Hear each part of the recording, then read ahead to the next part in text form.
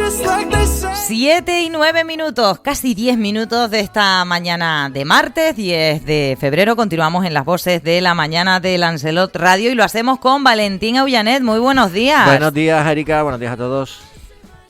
Y con Guillermo Uruñuela. Buenos días. No se te oye. Aprieta el cable. Buenos días. Ahí, ahora se te oye. ¿Cómo estás? Bien, no me oigo, pero bien. Vale, pues te subimos. Ahora es cosa de cascos, ¿no? Sí, ahora es cosa de casco. Ya te tienes que oír, ¿verdad? Vale, ahora sí me escucho. ¿Qué tal? Buenos días. Bueno, Guillermo, que yo a ti no te he escuchado, como vienes como de a poquito y de repente, cámbiate los cascos. Porque ya es que estamos aquí como que a manivela. Le voy a poner una manivela a los cascos y a los micros. Que te quería preguntar, que yo no te he escuchado a ti, ¿qué opinas tú sobre todo lo que ha ocurrido en Teguise, en el ayuntamiento de Teguise, con este edil, que además de una rueda de prensa, y creo que, no sé si pudiste estar en aquella rueda de prensa, bueno, la semana pasada se abrió crisis y se cerró crisis en una misma semana, algunos la dan por saldada, otros no tanto, no sé, ¿a ti qué te ha parecido todo este tema? Bueno, en primer lugar, si lo tengo que calificar, diría que extraño. Yo creo que no es habitual ver este tipo de movimientos en política. Sí que es verdad que puede haber algún movimiento de este estilo con otro fin, ¿no? O sea, para presentar una moción de censura o para definitivamente dar un paso hacia otro rumbo, pero si me preguntas mi opinión personal, sin ser información, yo estuve en la rueda de prensa de Alejandro, que se celebró en San Beach, y bueno, creo que al final, para entendernos, ¿no? fue una especie de comportamiento en caliente, donde Alejandro dijo hasta aquí, me desmarco de esto. Bueno, yo le explico en rueda de prensa que, claro, hasta ese punto me remito a las palabras que él ha dicho. No sé si es cierto o no lo es. Él comentaba o él hablaba de egos por parte de sus compañeros de grupo de gobierno, no específico si de los propios compañeros del Partido Popular, de Coalición Canaria, o en este caso de Ginés González, ex de Vox, y la verdad que hablaba de zancadillas, de que le estaban dificultando el trabajo, que se metían en su área, que le habían retirado personal. Bueno, yo creo que en este caso pues Alejandro tomó una decisión de forma paralela, y lo que me sorprendió fue la rectificación tan rápida, porque eso, si no recuerdo mal, fue el miércoles de la semana pasada. Y el viernes se celebró el pleno, el jueves, perdón, se celebró el pleno. No, el miércoles creo el pleno. El martes el día de la comparecencia. El martes la comparecencia y el día siguiente. Sí, Mm. lo sé porque además estuvimos hablando allí del pleno de la Graciosa, que teníamos dudas de si era a las 9 de la mañana o a las 10 de la mañana. Y bueno, y Alejandro comentó al acabar la rueda de prensa que él iba a acudir al pleno. Y luego, pues ejerció dentro del pleno su derecho a réplica, formó parte como uno más del gobierno sin que aparentemente nada hubiese ocurrido. La verdad que una situación extraña. Entiendo, repito, que no hay ningún tipo de mecanismo ni maniobra más allá de la que pudimos ver, o sea que en el trasfondo no había nada, creo, más profundo a nivel político, no había ese baile de piezas, y creo que responde más a una calentura de Alejandro, que consideraba, desde su punto de vista, pues que no le estaban facilitando el trabajo, que le estaban retirando personal, que le estaban poniendo zancadillas, dicho por él, textualmente. Uh-huh. Y yo creo que un día se calentó y dijo hasta aquí. Viva la libertad, carajo, ¿no? Claro, viva la libertad, carajo. Y luego entiendo que después de ese vídeo en las redes sociales, que creo que sorprendió a todos, entiendo, que tampoco es información, pues que le llamaría a Astrid Pérez, la presidenta del Partido Popular en Lanzarote. Creo que también llegó a hablar con Poli. Y bueno, yo creo que se encauzó rápido. Y para mí fue sorprendente tanto la decisión de Alejandro de dar un paseo, porque normalmente en política cuando ocurren estos movimientos tienen un peso mayor, ¿no? Tiene un trasfondo más profundo. Y en este caso yo creo que de forma personal tomó esa decisión, y también me sorprendió lo poco que duró, entre comillas, ese arrebato de abandonar el grupo de gobierno, y prácticamente en menos de 24 horas, entre comillas, ya estaba la situación solucionada. Yo lo veo desde fuera, y si realmente Alejandro tiene motivos de peso como para dar ese paso, no creo que se pueda reconducir en 24 horas. Y si realmente no hay tanta gravedad en el asunto, creo que por el bien de Teguise y por el bien de los vecinos y de la estabilidad del gobierno, hubiese sido más acertado y quizá solucionarlo en petit comité, en privado, y no armar ese revuelo para luego, unas horas después, quedarse las cosas como estaban. Uh-huh. Bueno, en clave nacional, que no sé si han podido ver los datos del barómetro de 40 dB que publica El País, también el diario... No, es que ahora te bajes los cascos, Guille, no oyes en ninguno. A ver si puedo yo subirte alguno por ahí y que lo escuches bien. Que digo que El País publica los datos del barómetro 40 dB. Habla de que Vox acumula 4 meses de subida en la estimación de voto para las generales. Feijóo y Abascal aglutinan casi al 50% del electorado. El PSOE mejora, pero es junto a Sumar la marca que más pierde desde 2023. Y diarios como ABC pues van más allá. Parece que el foco sigue siendo ese, la subida de Vox. Dicen que, en el diario ABC, que el desánimo cunde en el PP, Vox está en una ola que no se puede contener, los dirigentes reflexionan sobre la tecla para frenarlo, no valió la de Extremadura y menos aún la de Aragón, y ya asumen que esa tecla no existe, Valentín. No sé cómo lo ves. Sí, a ver, digamos los politólogos, los sociólogos, y bueno, y por el andar de la perrita, digamos... Lo que se está vislumbrando es que a Vox lo que le interesa electoralmente son las elecciones generales. ¿Por qué? Porque ha visto lo que ha pasado en Extremadura, ha visto lo que ha pasado en Aragón y efectivamente, como dice esa encuesta o ese análisis de las encuestas de los últimos meses, la sigue subiendo Vox, con lo cual es muy probable que se esté planteando la posibilidad de ni siquiera entrar en los gobiernos. ¿Por qué? Porque en la oposición Vox gana votos. El hecho de meterse en los gobiernos con el Partido Popular, al que está criticando, por decir que es un partido seguidista un poco de la política del PSOE, pues a lo mejor no le va a interesar. Y yo creo que ahí está un poco la clave de lo que puede pasar en las próximas jornadas, porque ahora tenemos las elecciones autonómicas de Castilla y León y después las de Andalucía. En Castilla y León puede pasar un tanto de lo mismo y bueno, y es que además también lo oí ayer en una tertulia, que es verdad, es decir, las elecciones de Aragón se producen en medio de la negociación para si Vox entra o no en Extremadura. Ahora, las de Aragón se van o sea, la conformación del gobierno se van a producir probablemente en medio de la negociación de si entra o no en Aragón. Y lo mismo va a pasar con Andalucía. Entonces yo tengo la sensación, y ahí coinciden muchas personas, que a Vox lo que le interesa ahora mismo es seguir en la oposición, no entrar en los gobiernos y seguir sumando votos, según lo dicen las encuestas, de cara a las generales y a la posibilidad de dar un buen, digamos, una buena sorpresa en esos resultados, ¿no? No sé lo que pasará finalmente, pero... Y después hay otra cosa que me llama la atención, es decir, la autocrítica del Partido Socialista es nula. Dice que bueno, que le echa la culpa al Partido Popular por convocar unas elecciones anticipadas autonómicas que no le han servido para posicionarse y tener mayorías absolutas, sino para depender más de Vox. Vale, bien, pero es que la reflexión sobre qué le está pasando al Partido Socialista y cómo en la figura de Sánchez está influyendo de forma negativa en las autonómicas, de eso no dicen absolutamente nada. Es que tiene una manu militari el señor Sánchez en el partido que es bestial ahora mismo, ¿no? No sé qué piensas, Guillermo. Bueno, pues a ver, en primer lugar, Vox a día de hoy, aunque parezca un poco contradictorio, pero realmente tiene el mismo efecto que en su día tuvo Podemos en lucha contra lo que estaba establecido, contra el gobierno que está establecido, y Podemos generó pues eso, mucho seguimiento de muchas personas que estaban en desacuerdo con el bipartidismo y que querían algo nuevo, ¿no? Y que creían en que, bueno, pues un tipo de política rompiendo con lo establecido era posible, y por eso yo creo que Podemos en su día tuvo muchísimo tirón, además en un rango de edad poblacional muy joven. Luego se fue extendiendo, pero empezó principalmente con, yo creo que un voto joven descontento con el bipartidismo que estaba instaurado hasta ese momento. Y Vox, buscando un paralelismo, es exactamente más lo mismo.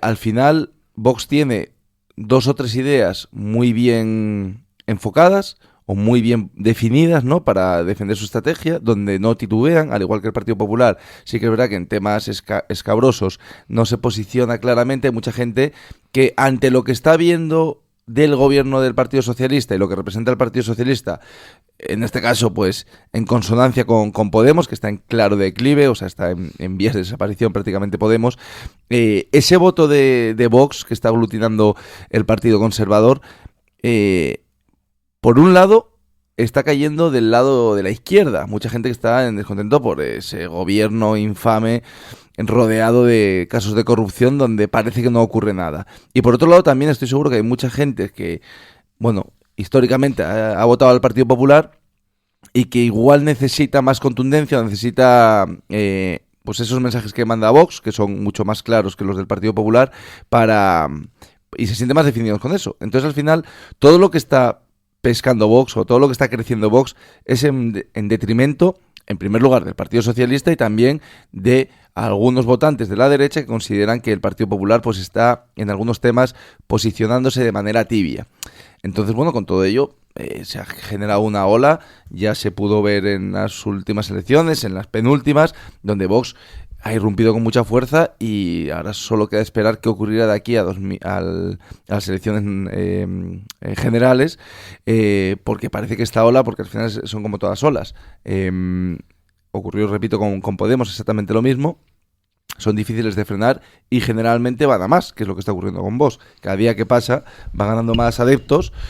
No sé si más por descontento con el gobierno, porque es que además lo que está ocurriendo en el Partido Socialista, que me llama poderosamente la atención, que sí que existen voces discordantes dentro del partido, pero la resistencia de Pedro Sánchez a abandonar el poder está perjudicando claramente al Partido Socialista. Y yo, si fuese un cargo importante en el Partido Socialista, estaría deseando que Pedro Sánchez saliese de la ecuación, porque al final el perjudicado es el partido. Sí, pero no le vas a decir tú que se vaya, no sea que te corten la cabeza. Bueno, no, pero Figuradamente hablando. yo estoy seguro que muchos socialistas en Petit Comité están deseando que Pedro Sánchez dé un paso a un lado para regenerar el partido, porque con Pedro Sánchez y todo lo que conlleva y todos los escándalos de corrupción que no directamente a día de hoy le imputan, pero que sí le salpican, con sus manos derechas todos imputados en la cárcel, o en su mujer en una situación muy controvertida a nivel comunicativo y a nivel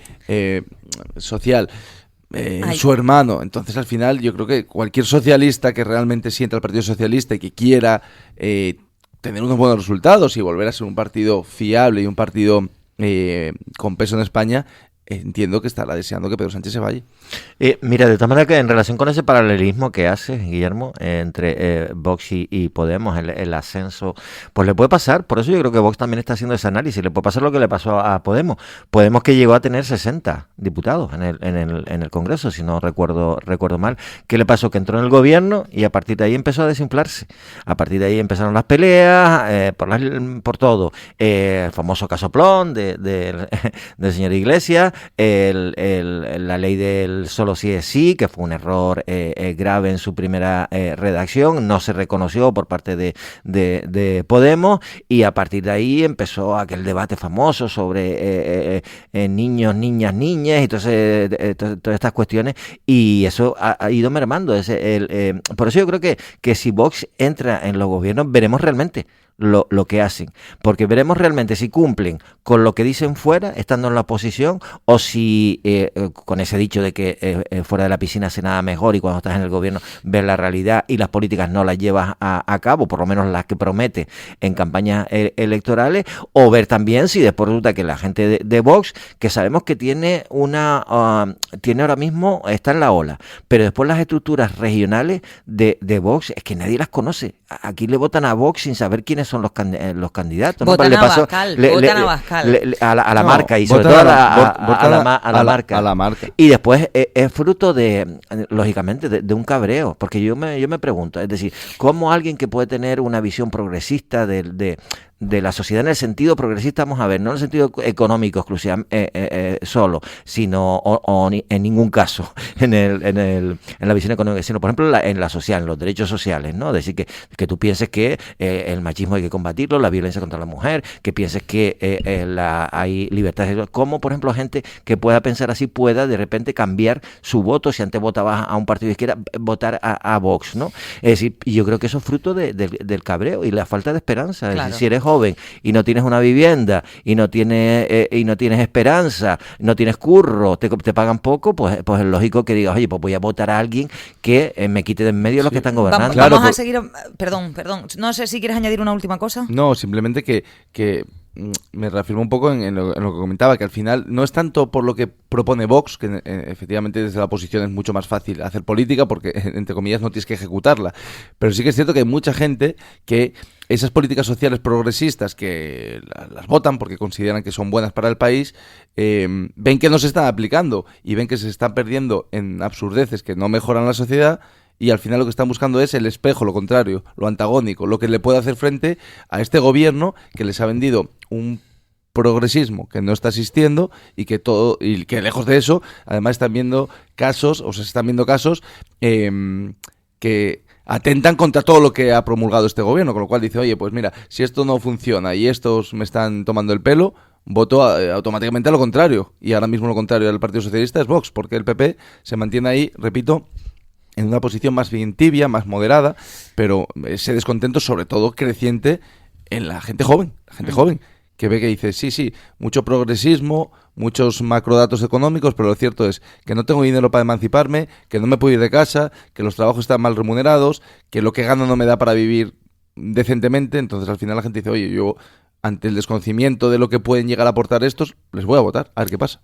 Bueno, vamos a seguir avanzando con más asuntos. Por cierto, que la presidenta del partido, ahora vamos con vivienda también, pero la presidenta del Partido Popular en Lanzarote, la graciosa Astrid Pérez, ha enviado una nota de prensa en la que denuncia discriminación sanitaria del Estado hacia Lanzarote y la graciosa, en concreto en sanidad exterior. Y esto me gustaría recordar que es algo que ya dijo Tomás López, que le pasó a él, lo comentó en Café de Periodistas, es que a él le pasó que iba a un viaje y él creía que se podía vacunar aquí en Lanzarote y de repente vio que es que tenía que coger un vuelo express a Gran Canaria si quería vacunarse para ir a ciertos países. Y eso es lo que denuncia Astrid Pérez. A lo que yo añado algo y pregunto, no sé lo que pensarán ustedes. Supongo que no todo el mundo que viaje a esos destinos internacionales está en las mismas condiciones, ni económicas, ni nada.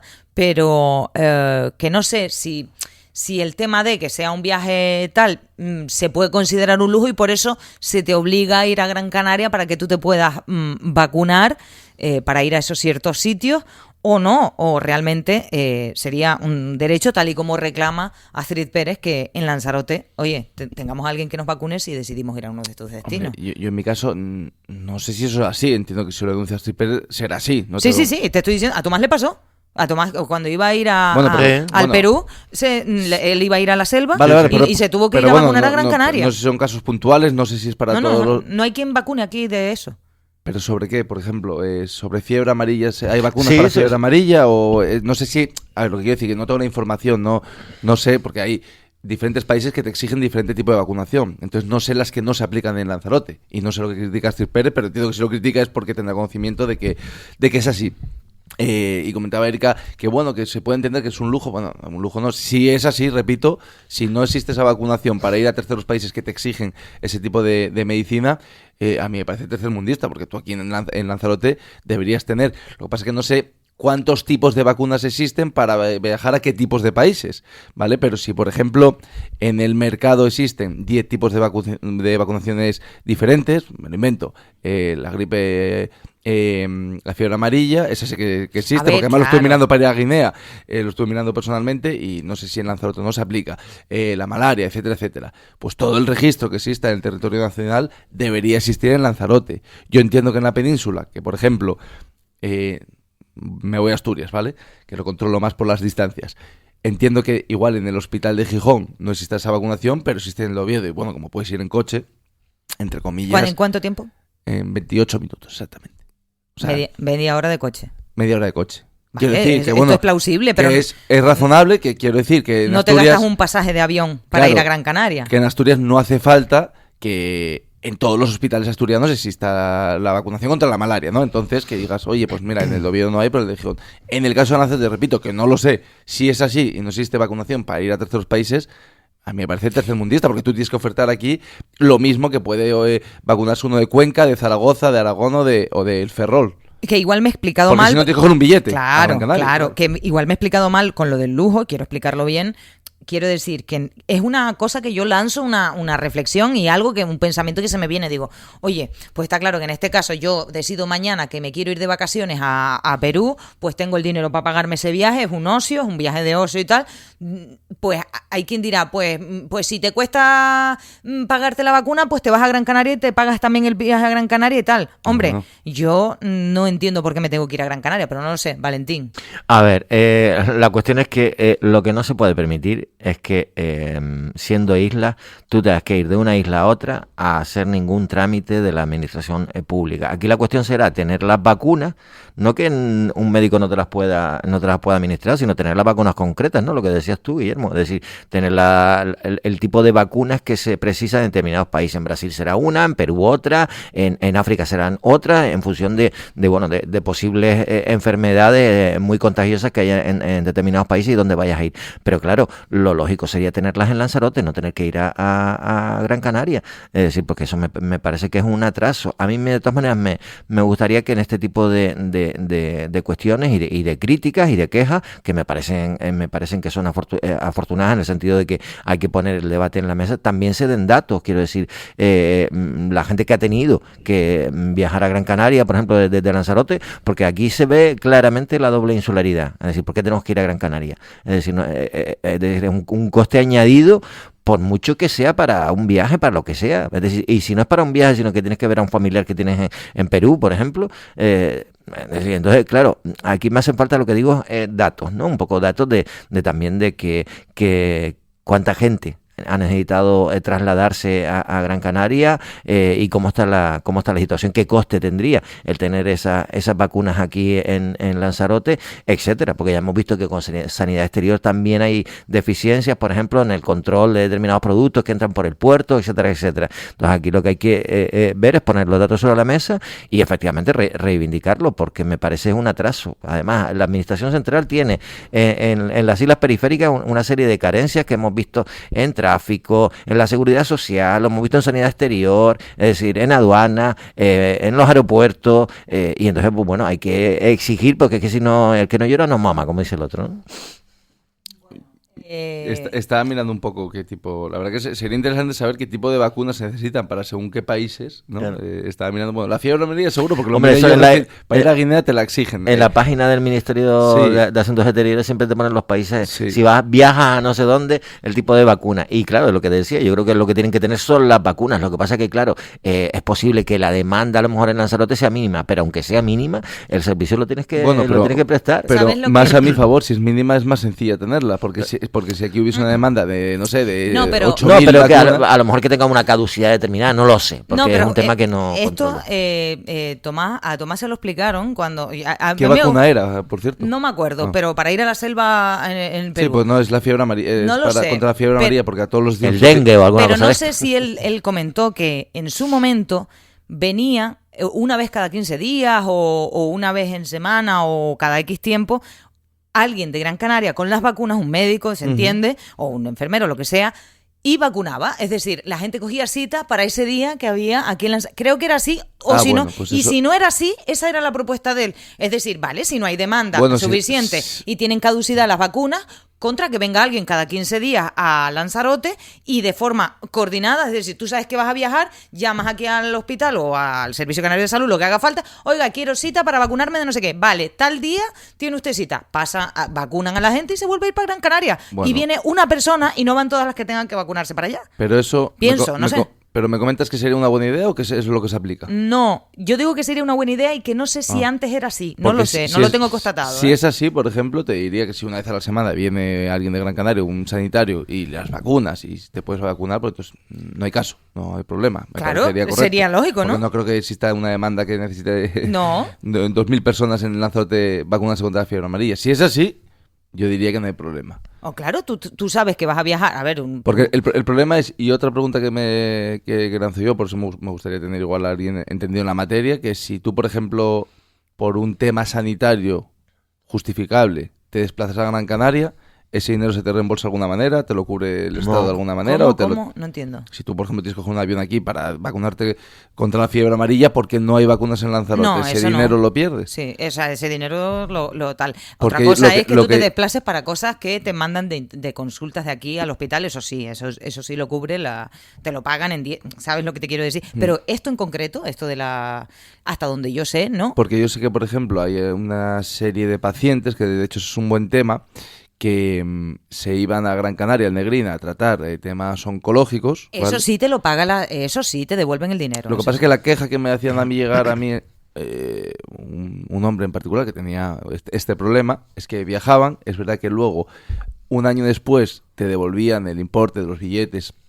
incluso una noche de un hotel en un precio, una especie de tarifa media, y claro. que oiga, usted se puede gastar, no sé, pues lo que sea, 70 euros en una noche, no 600, te cubren hasta un tope, y luego te lo reembolsaban, pero claro, te lo reembolsan un año después, con carácter retroactivo. ¿Qué ocurre? Que esta persona en particular sí podía costeárselo, pero había personas que decían, sí, pero igual tengo que estar pues cada X tiempo yendo a Gran Canaria, pagándome billete de ida, de vuelta, pernoctar una noche, pasar una noche en Gran Canaria, y igual no tengo liquidez suficiente como para estar aguantando un año con ese tratamiento, y por eso esta persona me decía que hubiese sido, que es muy interesante, igual que el reembolso sea inmediato o incluso antes de, no un año después. Se ha ido avanzando en ese sentido, pero No sé cómo está esa situación. Sí, no sé, a lo no, mejor lo ahora. del reembolso no creo que sea un año, te lo digo, por ejemplo, ¿con qué fue? Con cuando me caí, me rompí, digamos, tibia y peroné, que me tuve que poner no sé cómo, no me recuerdo cómo se llama, un artilugio para tener, digamos, asegurado lo que es la rodilla y todo eso,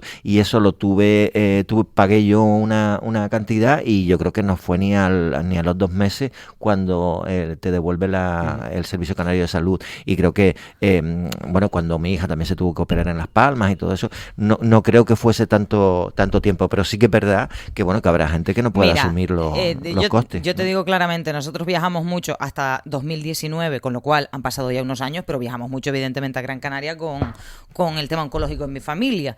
Y yo lo que te puedo decir es que lo que yo veo con el tema del tratamiento oncológico, y que creo que no se toma lo suficientemente en cuenta por parte de las autoridades, es que cuando hay una enfermedad, y sobre todo como el cáncer, y con varios años, que dura varios años de tratamiento y tal, hay una merma económica en el núcleo familiar. Y esa merma económica hace que sea, porque tú al principio puede que sí, que puedas abonar los costes todos y que luego te lo reembolsen o te den las dietas o lo que sea. Pero llega un momento en el que vas incluso casi que al día y pidiendo dinero incluso a otros familiares, o si tienes apoyo, pides favores y tal. Entonces yo sí que creo que se ha agilizado ese tema, pero que todo lo que se agilice, y si pudieran no abonar esos pacientes oncológicos ni sus familias esos costes, sino que el servicio se prestara de una forma más inmediata, creo que ayudaría muchísimo a las familias en el sentido de lo que estás diciendo, Guillermo.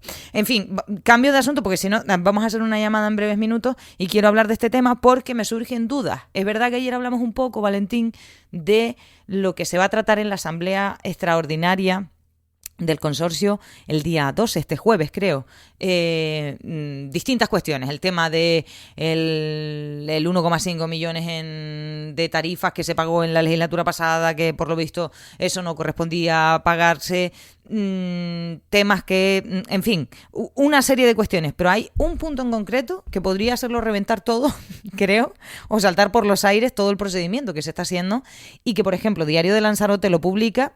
Y a mí me genera dudas, que ya habló el consorcio de Lanzarote en la nota que mandaba, hablaba de una especie de boicot, ¿no?, a la cesión a un tercero que se está intentando hacer del ciclo integral del agua, eso sí, previo garantizar ciertos requisitos. Diario de Lanzarote, la información que publica y que titula es que una empresa del sector advierte de que si Canal Gestión cede el contrato del agua en Lanzarote, irá a los tribunales. Y mi pregunta es, esto no es una licitación nueva, esto es una cláusula que hay dentro del contrato ya, que permite que, dadas ciertas circunstancias, se pueda delegar en un tercero, pero no es una licitación como tal. Por lo tanto, ¿puede esta empresa ir a los tribunales? ¿Tiene esto algún tipo de recorrido? Es lo que no sé si me estoy explicando lo que quiero preguntar. Sí, perfectamente, además. A ver, en la nota de prensa que mandaba el Consorcio del Agua sobre los temas que se llevan a la Asamblea del próximo jueves, se hablaba de, de medidas obstaculizadoras. ¿Y por qué? Porque efectivamente el consorcio lo que dice es que si se produce la cesión, que todavía no sabemos, a otra empresa, en este caso la única que hay interesada es una UTE, que es Aqualia y SACIR, se produciría en los mismos términos que se establecieron en el pliego de contratación de Canal Gestión en 2013. Ese contrato fue de 30 años, si no recuerdo mal, y lo único que sería es manteniendo los requisitos que se establecían en ese contrato y en ese pliego, pues cedérselo a la nueva empresa, en este caso Aqualia es así, pero siempre manteniendo, como digo, los mismos criterios, con lo cual ahí no habría, y eso lo tiene que tener estudiado perfectamente el consorcio del agua, y más cuando esta empresa ya ha dicho que en el caso de que se incumplan el pliego de condiciones del contrato inicial, pues iría a los tribunales. ¿Y por qué medidas obstaculizadoras? Porque, hombre, ya me recordó un poquito lo que ha hecho esta empresa con lo que hizo en su momento Canal Gestión, cuando el consorcio aprobó, además de forma unánime, en asamblea, iniciar el procedimiento de resolución del contrato, o sea, quitarle el contrato a Canal Gestión. ¿Qué pasó ahí? Que ese mismo día que se celebraba la asamblea, los miembros recibieron un burofax advirtiendo de que de tomar esa decisión se podría emprender acciones legales contra cada uno de los consorciados, o sea, cada uno de los alcaldes y el cabildo de Lanzarote. Y esto me parece lo mismo porque antes de que se celebre la asamblea presentaron un escrito en el que dice: oiga, como ustedes aprueben la cesión del contrato a un tercero, podrían estar incumpliendo la legalidad y se enfrentarían a actuaciones de los propios tribunales. Entonces, claro, es un poco meter miedo porque el consorcio está parado en el sentido de que lo que está haciendo es absolutamente legal. Es decir, en el contrato del 2013 con Canal Gestión se establecía que se podía ceder a un tercero.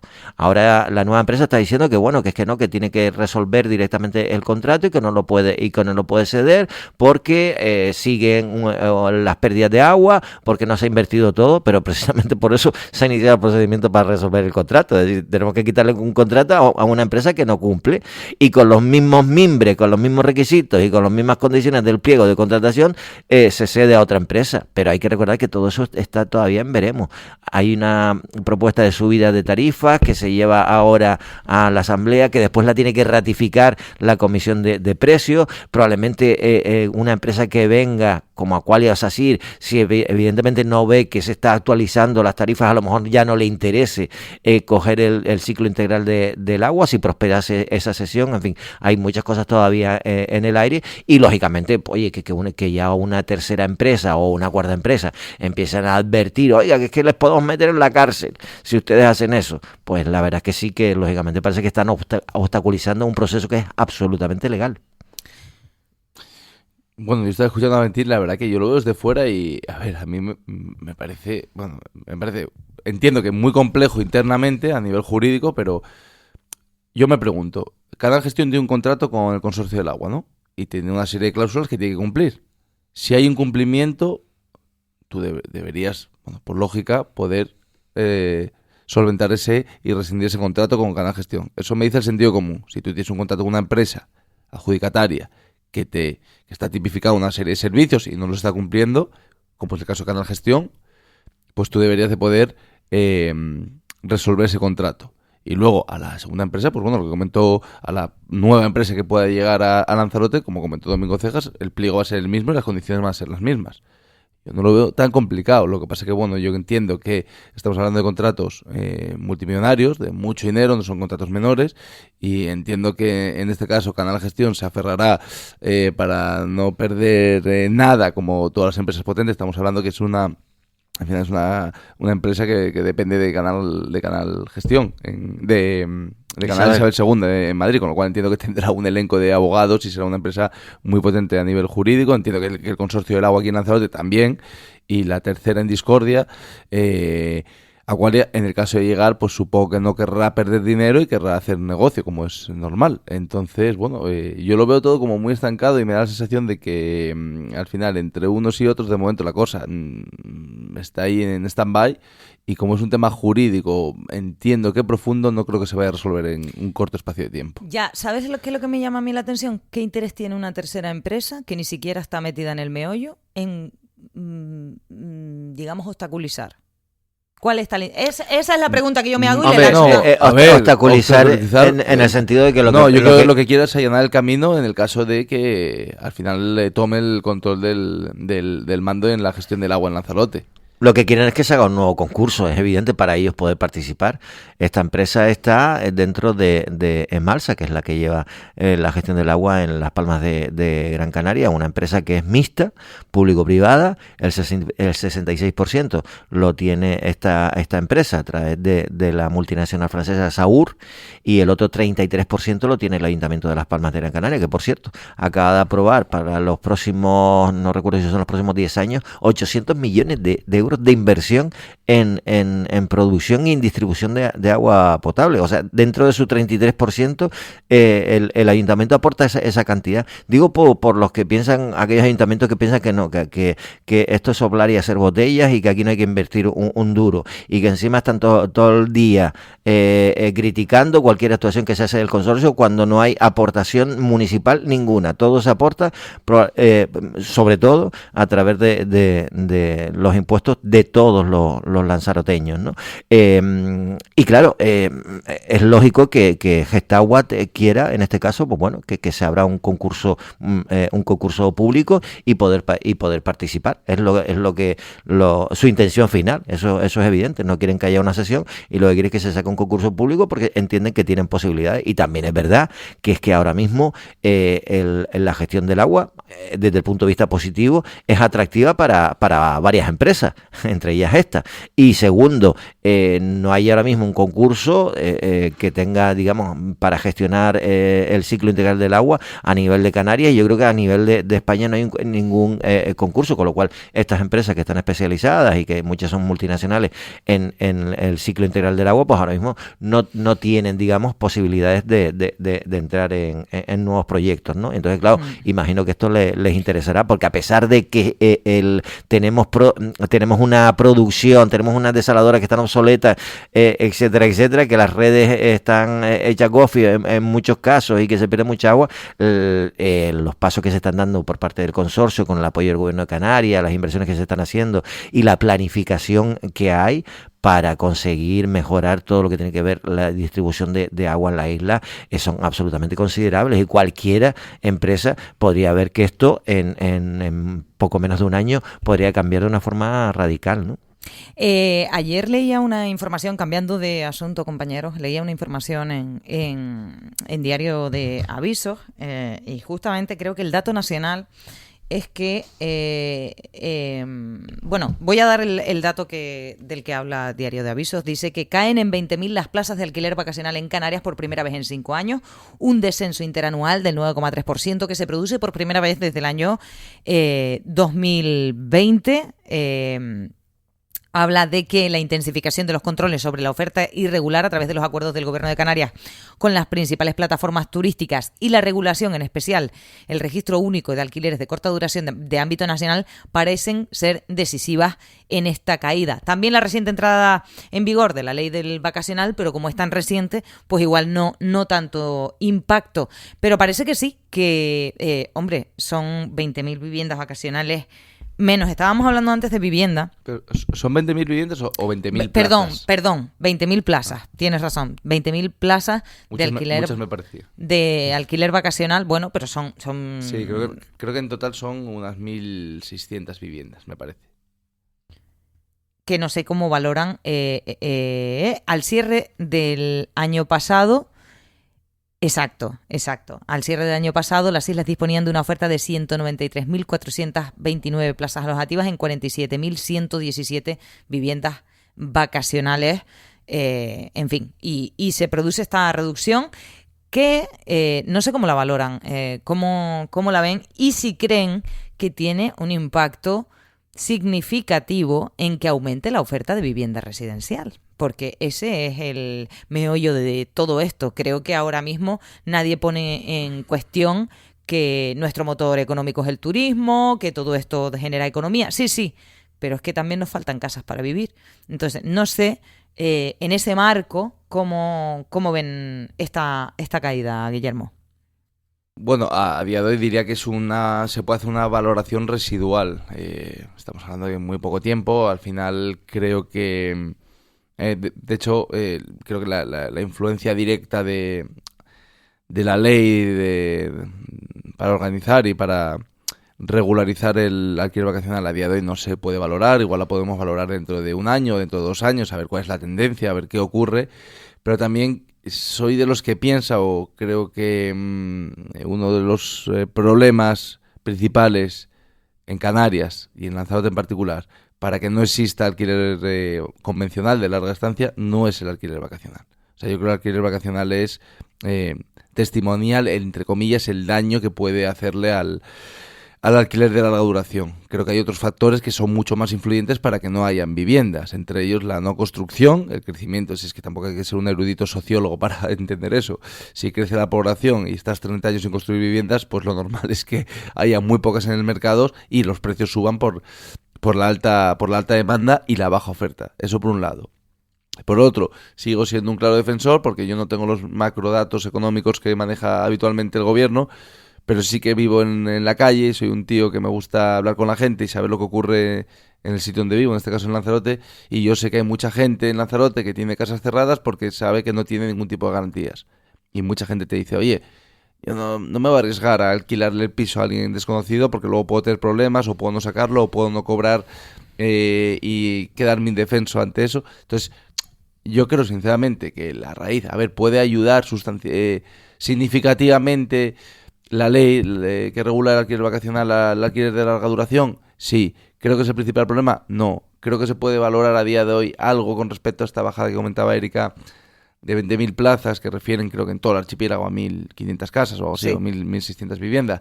Pues creo que ahora mismo no se puede valorar, o residualmente puede, como comentabas, puede ser significativo o puede demostrar quizá de cara a un futuro una tendencia, pero yo creo que la valoración habrá que hacerla no dentro de tampoco de 2 meses ni de 3, sino que hay que esperar varios años para ver cómo evoluciona. Pero repito, yo creo que el principal problema que existe en Canarias para no encontrar casas, y sobre todo para encontrar casas a un precio más o menos asequible y razonable para los bolsillos de cualquier ciudadano medio, creo que el error o el problema no reside en las casas de alquiler vacacional, sino que el problema creo que es más profundo: la falta de construcción, la indefensión de los propietarios para ponerlos en el mercado, y hay una serie de factores que creo que son más determinantes que las casas o los alquileres vacacionales. Yo creo que las razones que se dan en esa información son las que hay, es decir, están saliendo del mercado esas casas vacacionales porque las medidas restrictivas están adoptándose a nivel nacional, a nivel de Canarias, y efectivamente, aunque la ley de Canarias todavía tenga una moratoria de 1 año, lo que sí que es verdad es que muchos de los propietarios han visto que eso de tener una licencia de actividades clasificada les va a ser en muchos casos casi imposible adaptarse al mercado, y se estén planteando pues ya la posibilidad de ponerlo en alquiler residencial. Lo que sí que es verdad es que nada de esto serviría.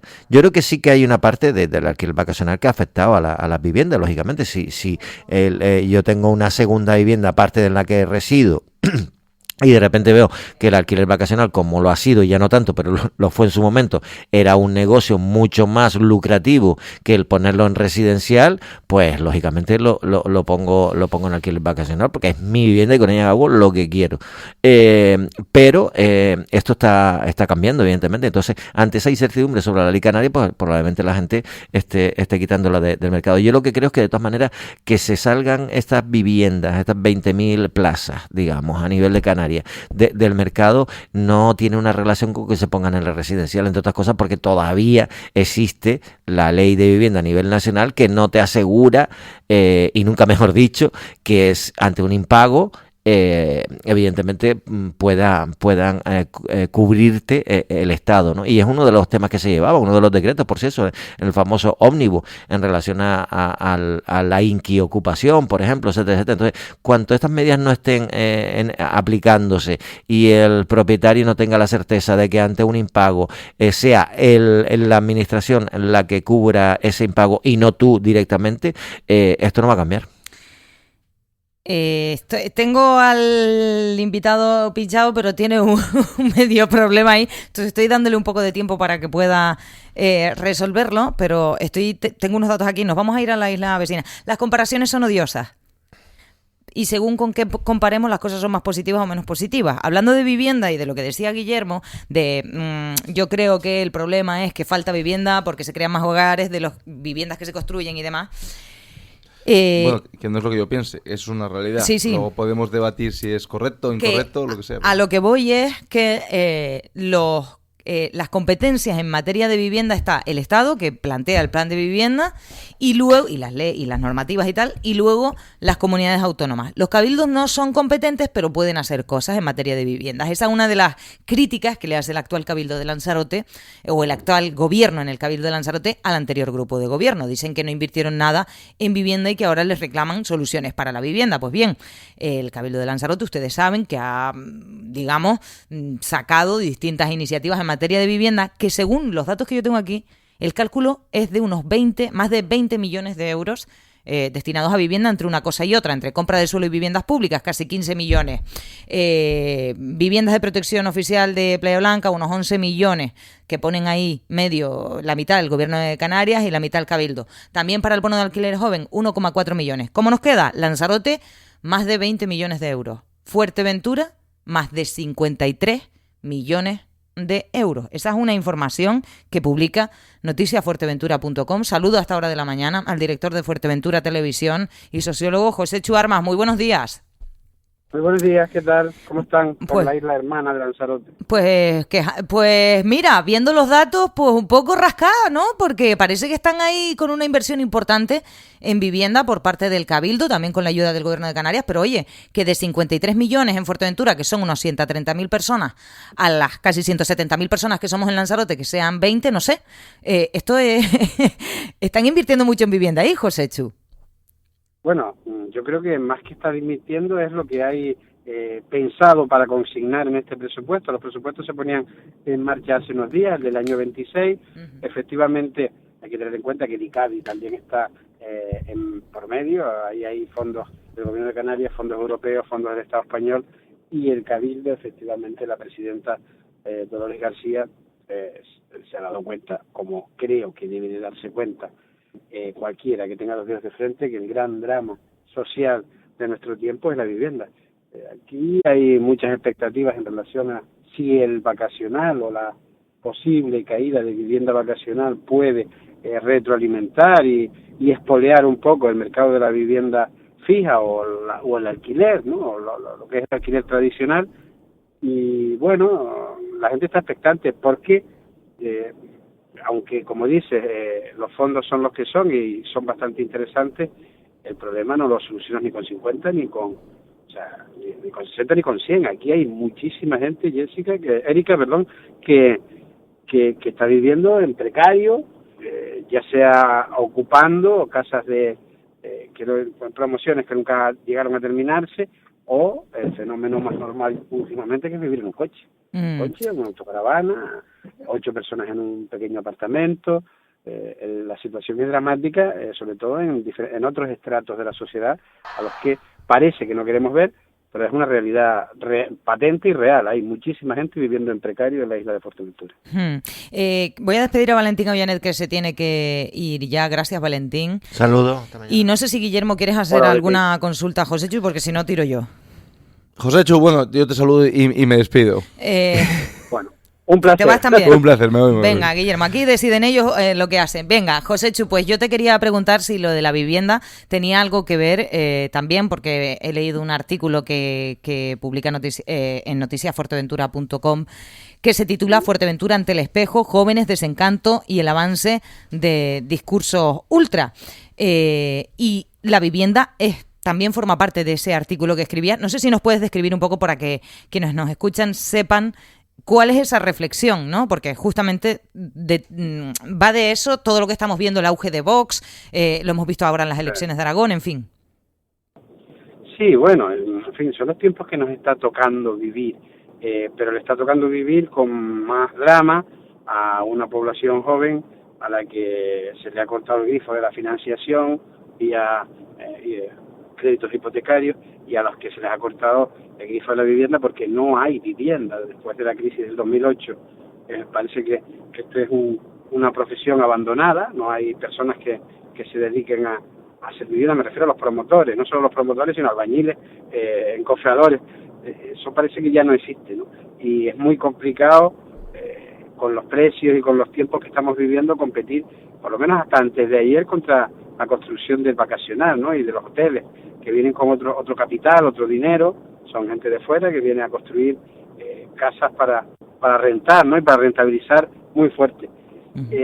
Los jóvenes están desencantados, eso lo vemos por todas partes. Los jóvenes no tienen capacidad de imaginarse un futuro, o por lo menos no con los condicionantes nuestros, ¿no? De esta generación, un poco la generación X o los boomers, ¿no? Que con mucho esfuerzo pues eran capaces de tener un patrimonio. Ahora, por mucho que te esfuerces, es muy complicado. El acceso al mercado laboral es muy difícil, es un mercado laboral que está centrado en la industria turística. Los jóvenes ya no quieren trabajar en la industria turística. Este es el caso de Canarias o de Fuerteventura, por lo menos. Y efectivamente hay un desencanto, y el desencanto está haciendo que la clase política se vea, en fin, casi ninguneada, desmantelada. No encuentran soluciones, y al no encontrar soluciones la gente está en otra cosa. Y se están volcando en gente que, bueno, ayer lo decía Abascal ataca a los políticos. Abascal no se considera un político, es un outsider, y como outsider pues efectivamente está fuera de ese marco de referencia, y a la gente más joven pues está orientándose a alguien sin discurso, o por lo menos con un discurso neutro, casi sin candidatos, porque da igual quién presenten, es una idea, ¿no? Una idea de ruptura y de una idea disruptiva, y Vox está capitalizando el cabreo de los jóvenes y de los no tan jóvenes. Claro, pero... Me parece a mí. Sí, pero y en ese artículo una de las cuestiones que se abordaba era cómo el profesorado veía en los centros educativos cómo la juventud defiende cosas e ideas como el franquismo o la dictadura, que ni lo han vivido, pero es que ellos lo defienden como si fuera algo positivo, pero es llamativo, ¿no? Cómo defienden casi que a ultranza, porque han visto pequeños fragmentos, evidentemente manipulados, que se comparten a través de redes sociales y demás, y eso unido al desencanto, pues está generando algo una corriente que yo no sé ni siquiera si en las aulas eso es controlable, dando historia y dando clases, Joséchu.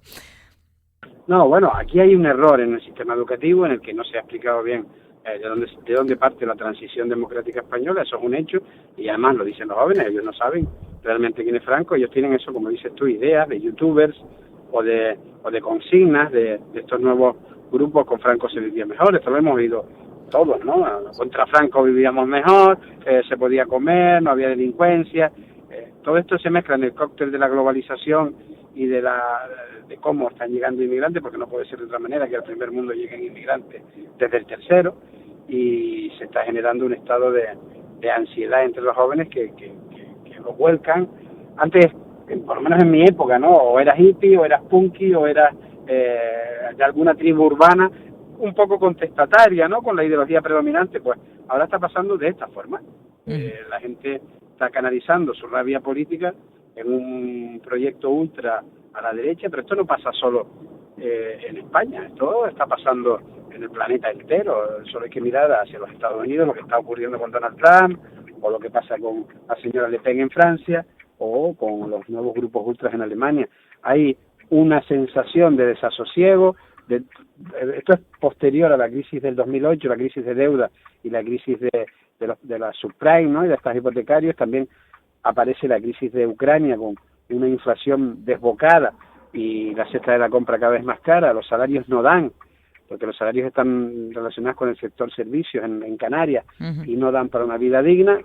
Lo sumas a la coctelera que no hay vivienda, lo sumas a la coctelera de que los políticos se llenan la boca hablando de de otras formas económicas en Canarias que nos saquen del monocultivo del turismo, y no sucede, pues las expectativas a corto plazo o a medio plazo de los jóvenes, pues ¿cuáles son? O sea, irse a estudiar y tener que irse de su tierra, porque como tengan una formación un poco fuerte se tienen que ir. Y los que están en las capas bajas de la sociedad, pues sin acceso a la vivienda, ocupando, en fin, y además lo metes el drama de la migración, de estas pobres personas que llegan en embarcaciones en precario a Canarias, que se les estigmatiza de esa manera relacionados con la violencia y con la delincuencia, pues todo esto es una coctelera que está generando un caldo de cultivo propicio para este tipo de ideologías ultra, ideologías con mensajes claros, definidos, sin mucho pozo político, en la que ni el Partido Socialista, ni el Partido Popular, y sobre todo los partidos de izquierda o de ultraizquierda, como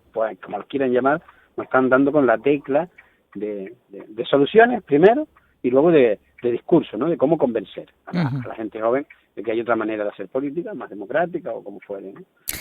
Son tiempos raros. Me río porque no, en fin. Pero yo creo que todo es cíclico, y que lo estamos viendo en Estados Unidos. La gente, o el caso de Donald Trump es el más paradigmático porque es el más bestia, ¿no? Y la gente está mirando hacia otros referentes políticos y culturales. Pues sí, pues con ese análisis me voy a quedar, dándote las gracias como siempre por estar con nosotros, José Chu Armas, director de Fuerteventura Televisión. Un placer, gracias. Un placer. Ojalá que haya más vivienda. Ese yo creo que es el gran problema, y como decía, si las administraciones públicas se ponen las pilas, lo que pasa es que esto tiene que haber empezado, si querían, a principio de legislatura, no ahora. En febrero del 26, cuando queda un año y medio, no va nadie a ver nada, y probablemente en las elecciones del 27 se pase castigo en relación a este tema. Pues sí, porque es así. La vivienda es el principal problema que tenemos en estos momentos. Muchísimas gracias, José Chu, buen día. Nada, un placer, un saludo a todos.